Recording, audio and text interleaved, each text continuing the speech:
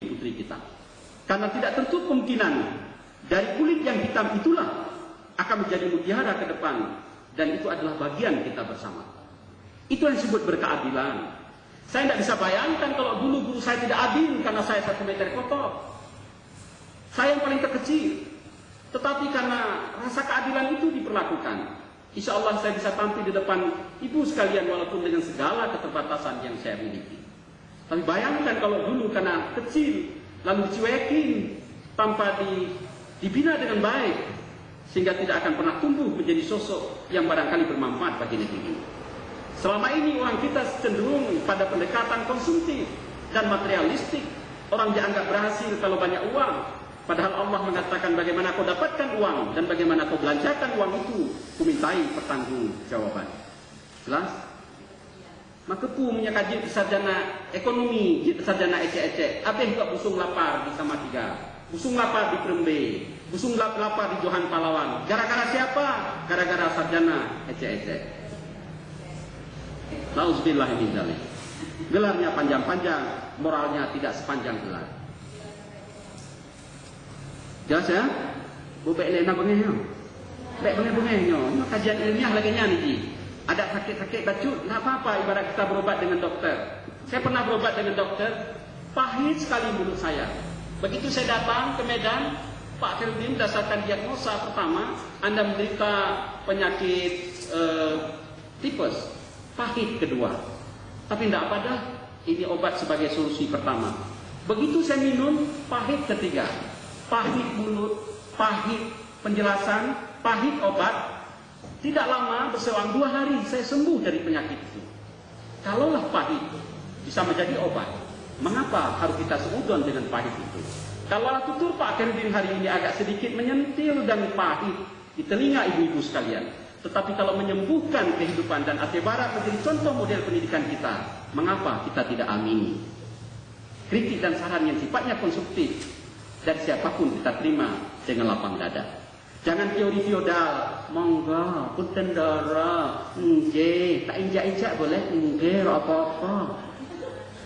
Jak mantan kan uku likut. Ya enggak? Baca itu pejabat, ya Pak.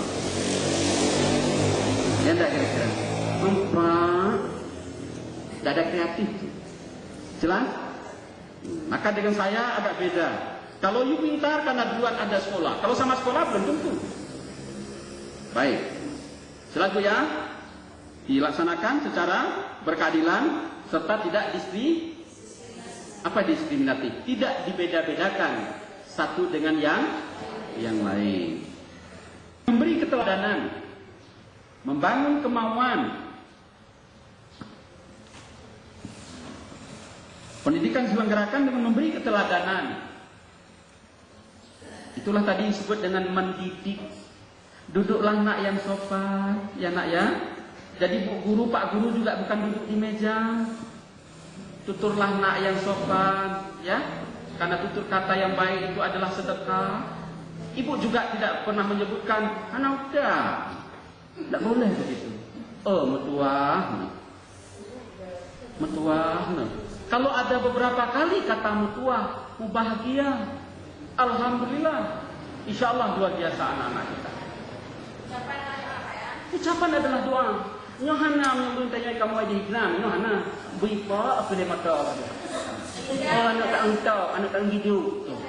Watai pak le mata baru aku mau. Aku menyanyi, aku pegang puisi. Nak mana kai pak le mata. Begitu. Saya lihat begitu.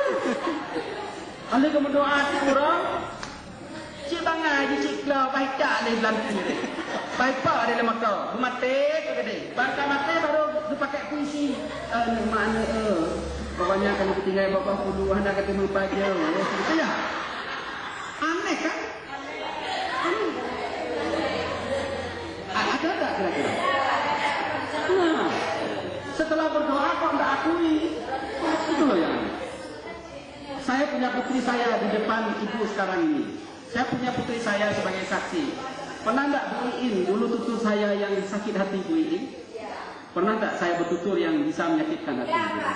Alhamdulillah. Padahal ada yang bandel Bu anak saya. Apalagi di Muhammadiyah. Itu kalau naik pagar Bu, sampai loncat di pagar. Saya senyum. Dia penasaran, kok senyum Pak? Bagaimana Bapak tidak senyum? Kamu hari ini sudah tambah kaki kok. Ayah pernah Pak, masa tambah kaki? Lah biasanya naik pagar siapa coba? Iya Pak ya. Nah, kan tidak perlu sampai melayang tangan, melayang sandal, melayang sepatu, cuman melayang kata-kata, tapi dengan cara yang edukasional. Anak-anak saya mengerti dia. Kenapa Pak saya naik pagar hari ini? Karena Bapak belum mengajarkan ilmu pintu dah. Oh gitu Pak. Kalau sudah diajarkan ilmu pintu nak, kalau naik pagar itu namanya apa nak? Kambing Pak. Ah udah, ketemu dia. Tetapi hati-hati nak, kalau loncatnya hati-hati, lihat paku dulu supaya jangan kena kaki. Tapi guru yang tidak mengerti pedagogi, ingat Bu ya, anak-anak akan dendam dia. Pak kamu tuh bipa kelimoto Pak ya. Gitu. Maka cepat awet tua daripada awet muda. Gitu loh. Saya sering ketemu dengan anak-anak, kok Bapak awet selalu ya? Karena doamu nak. Tuh.